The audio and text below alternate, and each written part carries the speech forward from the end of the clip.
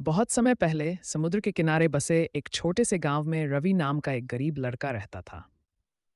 वह हर दिन मेहनत करता, समुद्र से मछलियां और सीपियां इकट्ठा कर बाजार में बेचता ताकि अपनी बीमार मां का ख्याल रख सके। जीवन कठिन था, लेकिन रवि का दिल हमेशा दयालुता और दूसरों की मदद करने की भावना से भरा रहता था। एक दिन जब वह समुद्र किनारे सीपियां खोज रहा था तो उसे रेत में एक अजीब सा शंख दिखा। वह शंख सुनहरे और चांदी के रंगों में चमक रहा था। उत्सुक होकर रवि ने उसे उठाया और अपने कान से लगाया, जैसा कि उसने सुना था कि शंख में समुद्र की आवाज़ सुनाई देती है। पर रवि हैरान रह गया जब शंख से एक गहरी और मधुर आवाज़ निकली। तुमने मुझे मुक्त किया है, दयालु बालक, आवाज़ ने कहा। रवि डर से पीछे हट गया, लेकिन उसने हिम्मत जुटाई और पूछा, तुम कौन हो? मैं जादुई शंख की आत्मा हूँ, आवाज़ ने जवाब दिया। सदियों से मैं यहाँ फंसा हुआ था, किसी सच्चे और दयालु व्यक्ति के इंतज़ार में। तुम्हारे अच्छे दिल के लिए मैं तुम्हें 3 इच्छाएं पूरी करने का वरदान देता हूँ। इनका उपयोग सोच समझकर करना। रवि की आंखें आश्चर्य से चमक उठीं। उसे अपनी किस्मत पर विश्वास नहीं हो रहा था, लेकिन उसने तुरंत कोई इच्छा मांगने के बजाय गहराई से सोचा कि उसके जीवन और दूसरों की भलाई के लिए सबसे ज़रूरी क्या है। अपनी पहली इच्छा के लिए रवि ने कहा, मैं चाहता हूँ कि मेरी माँ फिर से पूरी तरह स्वस्थ हो जाए। शंख चमकने लगा और जब रवि घर पहुंचा तो उसने अपनी माँ को दरवाजे पर खड़े हुए मुस्कुराते देखा। वह पहले से कहीं ज्यादा स्वस्थ और खुश दिख रही थीं।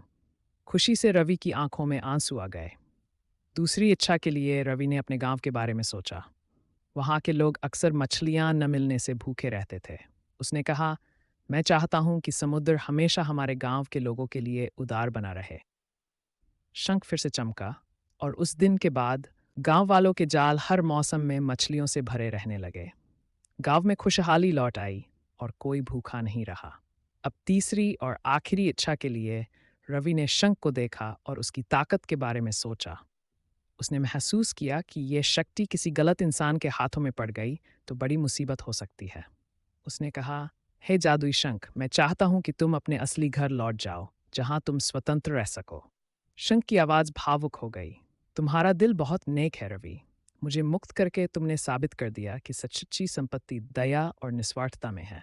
मैं अब चला जाऊंगा, लेकिन जो आशीर्वाद मैंने दिया है वह हमेशा बना रहेगा। इसके साथ शंख आखिरी बार चमका और हवा में गायब हो गया। उसके जाने के बाद एक हल्की सी ठंडी हवा चली और एक मधुर संगीत की गूंज रह गई, जो रवि की अच्छाई की गाथा गा रही थी। रवि ने अपना जीवन सादगी और खुशी के साथ बिताया, ये जानते हुए कि उसने अपनी माँ और गांव वालों के जीवन में बदलाव लाया है। उसकी कहानी एक दंतकथा बन गई, जो हर किसी को ये सिखाती थी कि असली जादू दया और समझदारी में है। शिक्षा: सच्चा जादू निस्वार्थता और दयालुता में होता है। बुद्धिमानी से लिए गए निर्णय जीवन में खुशहाली लाते हैं।